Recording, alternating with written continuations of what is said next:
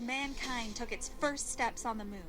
Photos and videos from the mission have been picked apart, inspected, and dissected. But about 400,000 people worked on the Apollo program.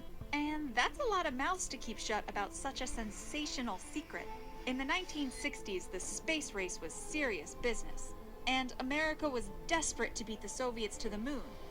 And plant a flag there. But did the government want it so badly that they faked the whole mission in order to ensure success? Some people think so. Conspiracy theories took off in the early 1970s, just a few years after Neil Armstrong set foot on the moon.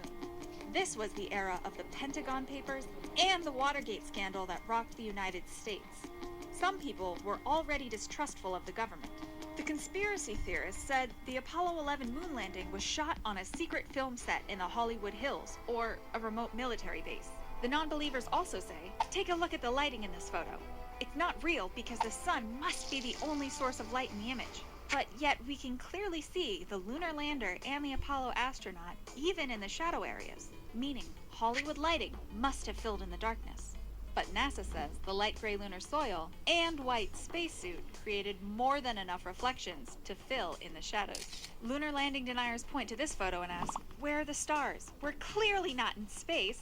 But this picture is exposed for the brightly lit astronaut and lander, meaning it's not exposing for the dimly lit stars in the background. It's the same thing that happens in your nighttime photographs, where your friends are exposed properly, but the background stays dark. And what about the flag? How is it waving in outer space if there's no wind? Well, NASA engineers knew a regular flag would hang lifeless. Not so good for patriotic imagery. So they engineered a flag to look like it was moving in a breeze. And for most of us, this far-out flag has never looked better.